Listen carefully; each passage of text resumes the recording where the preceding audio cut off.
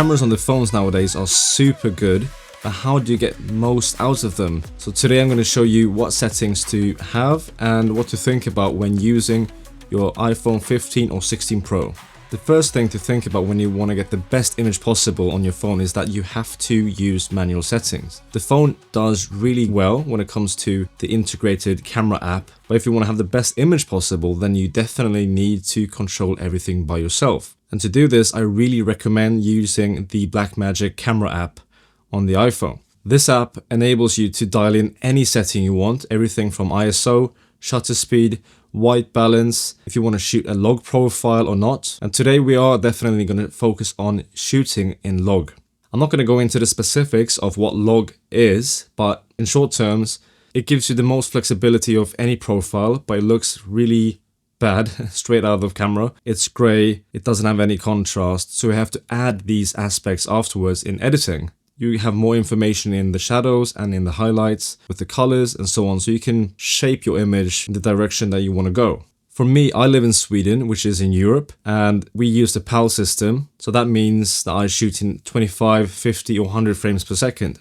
Whatever frame rate you are shooting, if you're shooting 30, 60, 120 FPS, it doesn't matter. Always try to use a shutter speed which is double the frame rate. So I'm shooting in 25 frames per second. So I want to try to have my shutter speed at 1/50th. The only time when I want to shoot 50 or 100 frames per second is when I know that I'm going to use slow motion.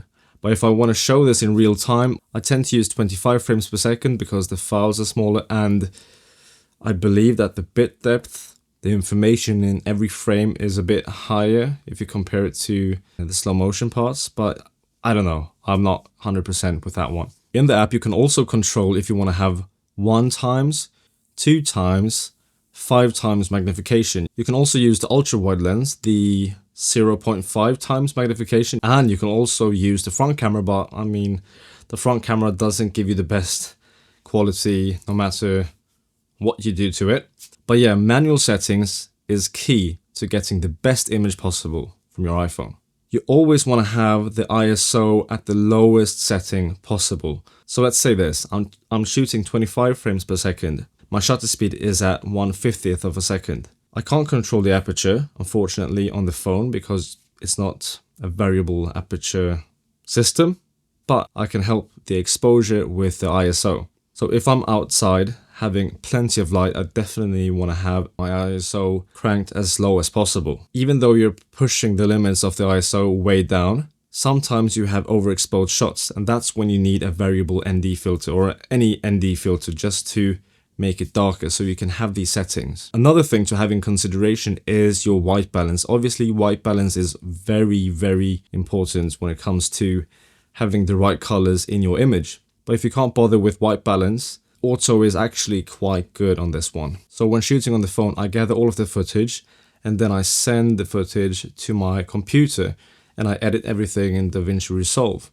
You can also do it on the phone itself, but I'm more comfortable with just editing on the computer. And when shooting log, you definitely want to color grade your footage afterwards. So you can do this with LUTs or you can do this manually as well, but that's quite complicated if you have no idea how that's done. But you can definitely find LUTs to fit whatever look you want. I personally use Phantom LUTs. They cost money, but they are definitely worth it.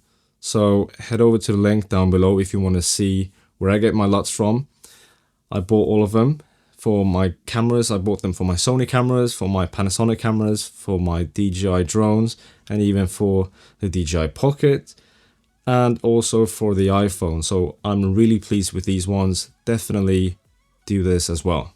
To help you get the best footage possible, you can also have gear that helps. You can have a cage, you can have a variable ND, you can use microphones if you want to have any kind of head and shoulder shots. You can also have a tripod just to make it more comfortable. Also, if you're planning on a lot of movement in your shots, then the gimbal could also help. But yeah, that's all up to you. There's nothing more to say, to be honest. Download the app, it's free. Play around with it and try to get used to it. Then head out on a sunny day when there's plenty of light. Like, if you are creative, you shouldn't have anything stopping you, no matter if it's cameras or basically gear in general. Gear always helps, but it's not the most important thing. That's it for today. Get out there, get creative, and see you in the next one.